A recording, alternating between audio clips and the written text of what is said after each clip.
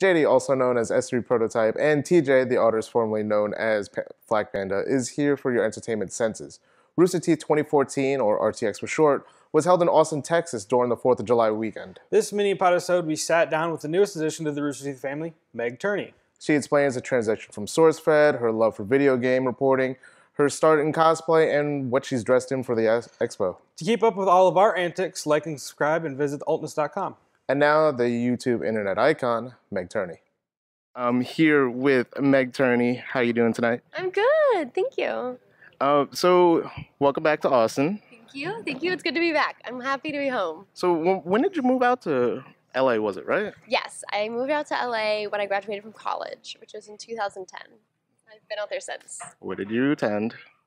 Texas State University, San Marcos. Party! What? It wasn't a party for me, but other people party. I was a nerd in my room. I feel your pain. So, now that you're back in Austin, working for Rooster Teeth, Yes. How is this different from what you were doing before? So actually a lot of people say that. That's like a common comment we get on videos, like, good, Meg left SourceFed, do the same thing. Also, Well, it's not even that. It's like, oh, Rooster Teeth asked me. Yeah, definitely, I'm coming down for that. I mean, but yeah, there's got to be something different. there's absolutely something different. The things that I do at the Know are completely different than SourceFed, and that's in what I mean by that. I'm trying to like step lightly. What I mean by that is that I get to come in every day and do the news that I care about most, and it's nerd focused all the time. It's always about video games or entertainment or tech, and that's something that I didn't get to do at SourceFed. Rooster Teeth, I've been trying to work with them for over a year. We've been trying to work together, and I knew my time was coming to a close at SourceFed and in LA, and they were very, very kind to me, super sweet about letting me move on, and I'll forever be appreciative for the brand that they established for me or helped me establish. But I wanted to move on, and I really wanted to work with Rooster Teeth. I just really liked what they did. It's Meg Turney Inc. Basically, Yeah. you're building a platform for yourself. Yes. I hate when people are like, my brand, but it's like, ew, my brand. That doesn't sound right. I know, my brand.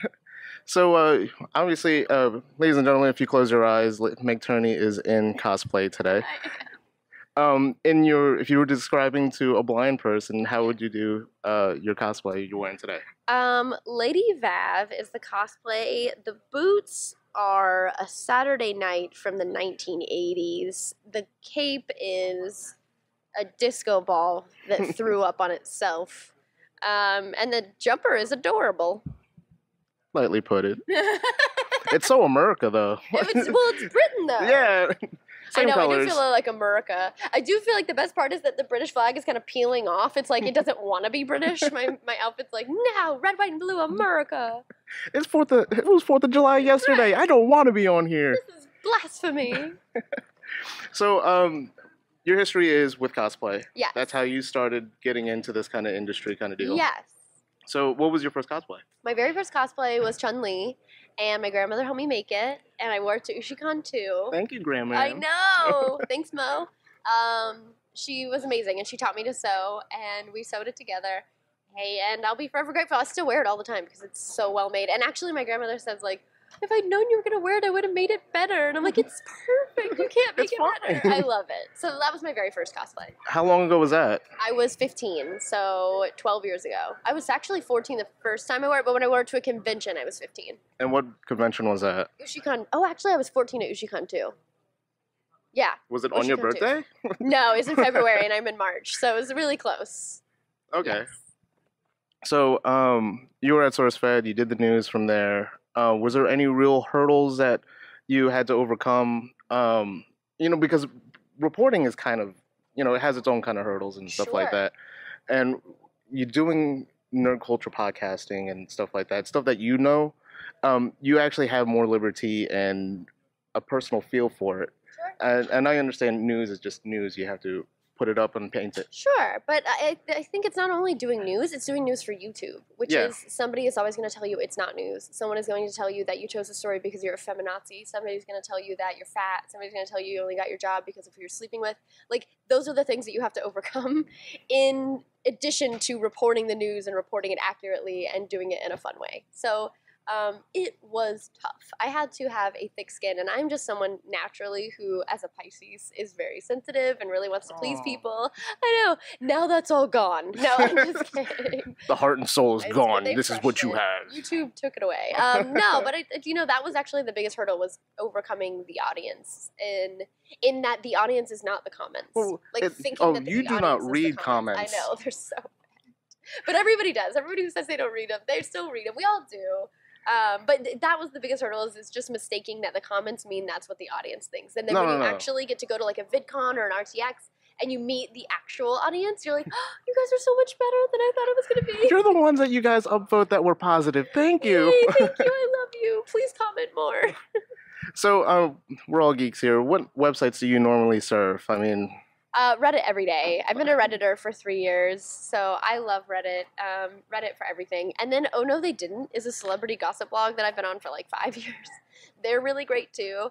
Reddit, Kotaku, IGN, all the major players. Giant Bomb is great, and actually one of the guys over at Giant Bomb I worked with when I was at G4, and so they're always good.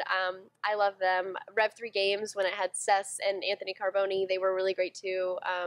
So those are kind of like my top hitters. It's kind of weird now that you said Cess. Cess is now out of the industry. Yeah, he's gone forever. I mean, Cess, I've been acquaintances with for a long time, and he needs a beach vacation like 10 years ago. So I'm glad he's taking a breath. I met him at Community Day a couple years ago on the release of Borderlands, and I tell you, that man could drink. Oh, he's amazing. I love him. He's adorable. Absolute public face, awesome. Oh yeah, he's wonderful. I used to love when I was an intern at G4 seeing him like stomp around the office building, like when he was on a mission for something. It's like one of my favorite G4 things that I loved. It's like, there goes Cess again. Oh, somebody's in trouble. But then you see him now and he's so happy, and it's just like you want to give him a hug. He might be growing his hair back. Who knows? Who knows? So, future plans. Yes. Now, even though you just got back to Austin, now you're back. Now you're with Rooster Teeth now. Yeah. Is there any dream projects that you want to do? You want to work with any particular people, or acting, singing, I don't know, trapeze artists? Right now, focusing back on cosplay, because for a long time when I was in LA, I couldn't do it. You were busy. Yeah, I literally did 2 outfits for Nerdist and 1 outfit for Heroes of Cosplay, and that's all the cosplay I made while I was in. Pretty much all the cosplay I made while I was in LA, besides like little costumes for Comic-Con. So finally getting to like really dig my nails into like a really awesome, intricate costume. Speaking of doing shit last minute for Comic-Con, in 2 weeks is Comic-Con, and Anna Hullum and I are making an Assassin's Creed outfit starting on Monday. So it's like we're doing it last minute again. I'm like, oh, I really want to take my time, and also I'm going to be doing it last minute. Taking your time for 2 weeks. Yeah, exactly. Taking my time while I'm crying into a piece of fabric. But I would love to do that. I'd love to start making pillows again. I had a pillow business for a long time on Etsy. Yeah, I did. I'd make nerdy pillows on Etsy.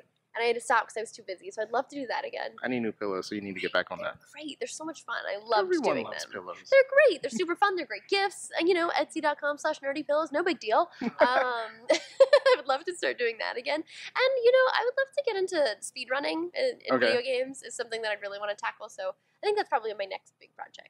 Okay, that's cool. So, quick minute on games, and we'll just wrap this up. Okay.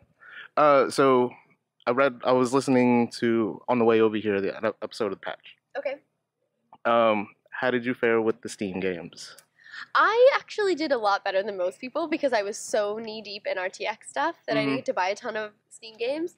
I feel like, I don't know, I just got Towerfall the other day, and I love it. So I try to tell myself, I got 7th Guest and 11th Hour in the last Steam sale. So those were your personal loves, right? I love them, but I have not played them on my new machine. So since I didn't even touch the ones I got last year, I'm like, I kind of told myself, like, no more. Like, I just bought a 1.0 cartridge for my Super Famicom, so I'm like, I've got enough games. We're done. I'm good.